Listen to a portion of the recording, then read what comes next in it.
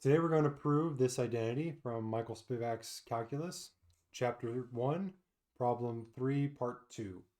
And the identity is A over B plus C over D is equal to AD plus BC over BD when B and D are not equal to 0.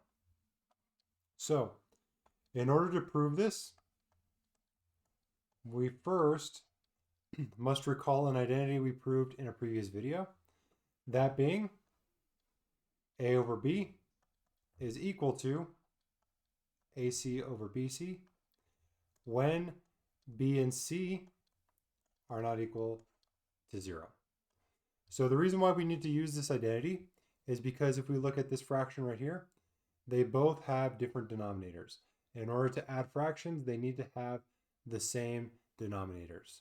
So using this property, we have A plus D, or A over B plus C over D is equal to, since B and D are not equal to 0, AD over BD plus CB over DB. Now, notice that the denominators are very similar, but they're not in the same order. Now, what we can do is, since these are real numbers, we can use the property of commutativity to switch the order of this dB. So what we have here is AD over BD plus CB over BD. So now they have the same denominators, so we can add the numerators together. So then this is going to equal AD plus CB over BD.